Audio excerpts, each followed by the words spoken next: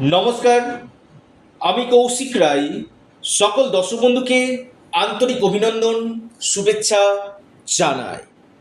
মিথুন রাশি মে 2026 কেমন যাবে? মিথুন রাশির স্বাস্থ্য, ভাগ্য, কেরিয়ার, বিজনেস, প্রেম, শিক্ষা বিস্তারিত আলোচনা করব। নবগ্রহের কি স্থিতি রয়েছে, কি ফল পেতে চলেছে মিথুন রাশি, আজকের এই ভিডিওতে আমি বিস্তারিত আলোচনা করতে চলেছি। ভিডিওটি মোটেও স্কিপ করে দেখবেন না, আলোচনাটি ভেরি ভেরি ইম্পর্টেন্ট। সম্পূর্ণ চন্দ্র রাশি ধরে এই আলোচনা আমি করব, এবং যারা আমার সাথে অনলাইন কনসালটেন্সি করতে ইচ্ছুক রয়েছেন, আপনারা স্ক্রিনে দেওয়া হোয়াটসঅ্যাপ বুকিং নাম্বারে যোগাযোগ করুন। এটা সম্পূর্ণরূপে অনলাইন সার্ভিস এবং সম্পূর্ণরূপে এটি পেড সার্ভিস। দেখুন মিথুন রাশি, আপনাদের স্বাস্থ্য কেমন থাকছে? দেখুন, আমি বলবো 15ই মে পর্যন্ত আপনাদের স্বাস্থ্য ক্ষেত্র নিয়ে খুব একটা সমস্যা আমি দেখতে পাচ্ছি না, কারণ আপনার রাশির অধিপতি একাদশভাবে অবস্থান করছে।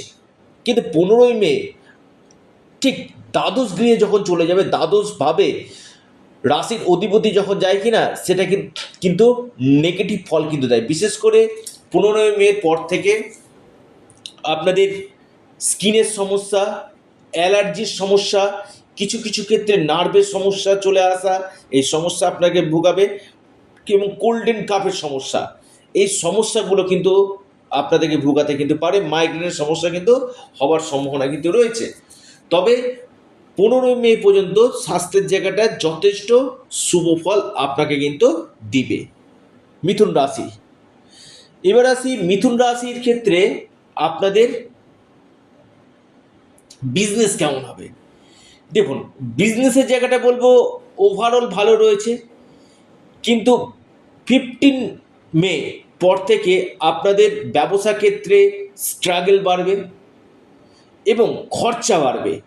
বিজনেসের স্ট্রাগল এবং খরচা আপনাদের কিন্তু বাড়বে।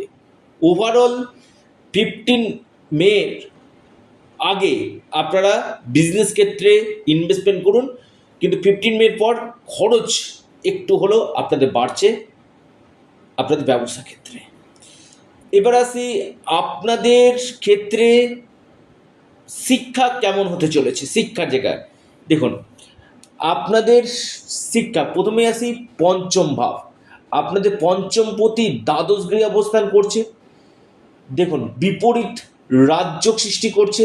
দ্বাদশ গৃহে শুক্র অত্যন্ত শুভ ফল দেয়, এবং 14ই মে আবার শুক্র আপনার রাশিতে অবস্থান করবে। আমি বলবো শিক্ষার জায়গাটা নিয়ে কোনো আমি সমস্যা দেখতে পাচ্ছি না। যারা চাইছেন যে আপনি আউট অফ স্টেট কোথাও অ্যাডমিশন নিতে, বা আপনি পড়ার জন্য বিদেশে যেতে চাইছেন, অথবা আপনার কোনো এক্সাম রয়েছে, বা আপনি কোনো ইন্টারভিউ দিবেন, বা আপনি কোনো কোচিং জয়েন করবেন, ফর্ম ফিল আপ করবেন, বা শিক্ষাক্ষেত্রে নতুন কোনো আপনি ডিসিশান নিতে চাইছেন মিথুন রাশি, এই সময়টা আপনাদের কিন্তু ডিসিশান নেওয়ার সময়। কারণ বিপরীত রাজযোগ আপনার উচ্চ শিক্ষার ক্ষেত্রে শুভ ফল দেবে। রাশিতে আবার আপনার পঞ্চম লর্ড অবস্থান করবে, যেটা আপনার এডুকেশনকে আরও মজবুত করবে, আপনার মধ্যে আরও মনোসংযোগ বৃদ্ধি কিন্তু করবে শিক্ষাক্ষেত্রে। অর্থাৎ আমি বলবো বিদ্যার্থীদের জন্য, শিক্ষার্থীদের জন্য মে মাস অত্যন্ত শুভ। আসি আপনাদের প্রেম। দেখুন, প্রেমের জায়গাটা আমি যদি বলি খুবই ভালো।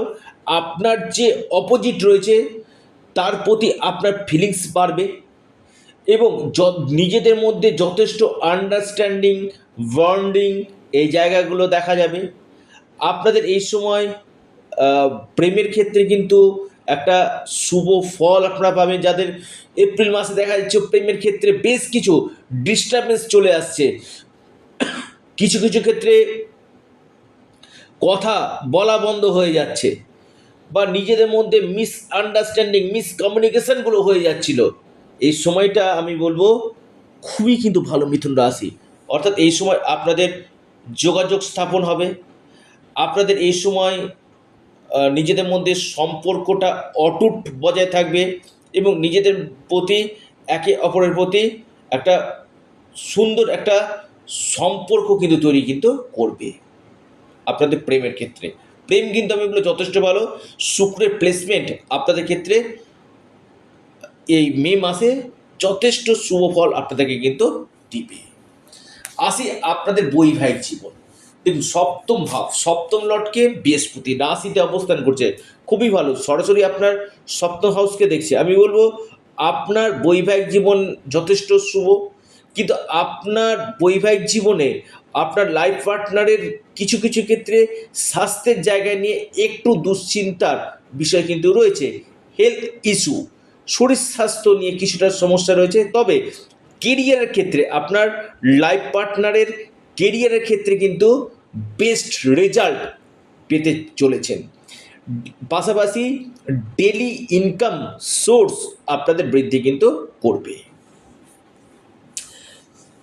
আসি আপনাদের ভাগ্য। দেখুন আপনাদের ভাগ্য ভাবে অবস্থান করছে রাহু। রাহু অবস্থান করছে এখন April, May, June, July, August, September, October, November, December. অর্থাৎ এই যে এতদিন যে রাহু থাকবে তার মানে কি আপনাদের টানা খাড়া দেবে তা নয়, কারণ বৃহস্পতি এখন দৃষ্টি দিচ্ছে।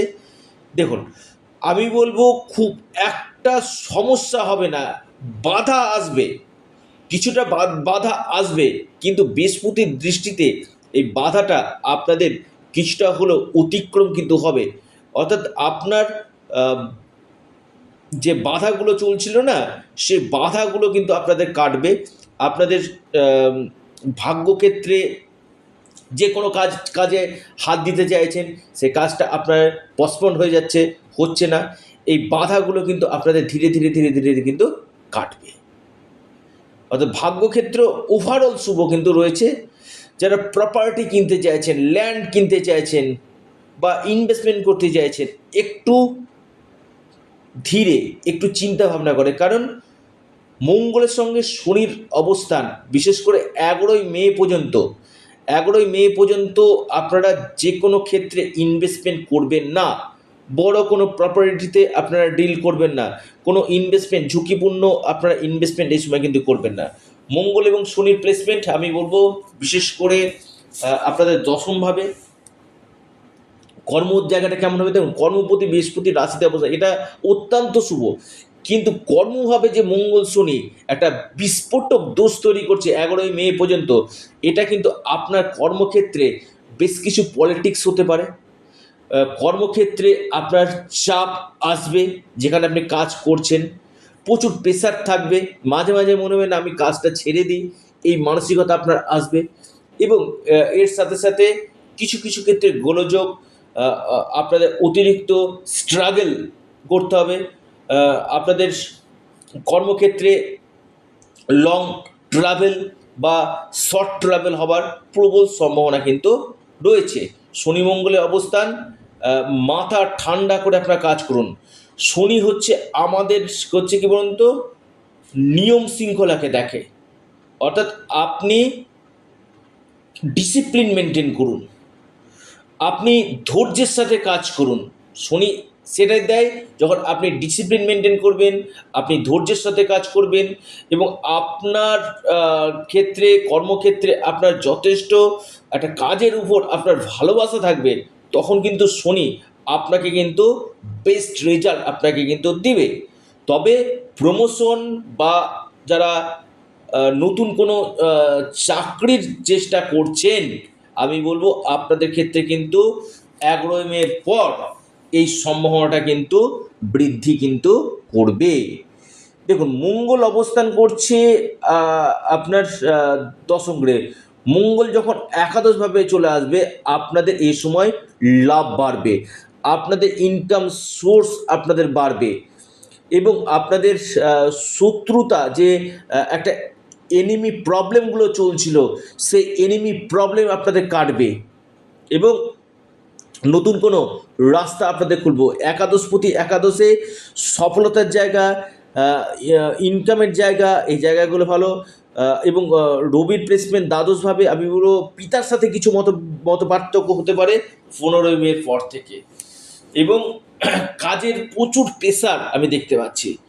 যে কোনো ক্ষেত্রে মাথা ঠান্ডা করে কাজ করুন, এবং গাড়ি বাইক যারা চালাচ্ছেন একটু সতর্কতা অবলম্বন অবশ্যই করবেন। রাহু যদিও মিত্র রাশিতে রয়েছে, যেটা আপনার ক্ষেত্রে অত্যন্ত পজিটিভ, এবং আপনাদের এই সময়ের ক্ষেত্রে আমি বলবো কোনো সম্পত্তি যারা ক্রয় বা বিক্রয় করতে চাইছেন, 11ই মের পর আপনারা সম্পত্তি ক্রয় বিক্রয়ের দিকে আপনারা চিন্তা করবেন। এবং ফরেন থেকে কিছু লাভ পাওয়া বা আকস্মিক কোনো জায়গা থেকে অর্থপ্রাপ্তি হওয়া ইনভেস্টমেন্টের জন্য যথেষ্ট শুভ। অর্থাৎ ওভারঅল আমি বলবো মিথুন রাশির ক্ষেত্রে এ মাসটা যথেষ্ট বেটার রেজাল্ট দিতে চলেছে। কি উপায় করবেন?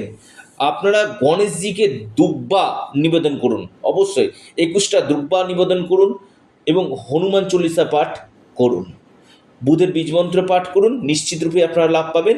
এবং আপনারা আপনাদের প্রিয় চ্যানেল, আবার বলি এটা আপনাদের চ্যানেল অ্যাস্ট্রো এডুকেশান ইউটিউব চ্যানেলটিকে আপনারা সাবস্ক্রাইব করুন।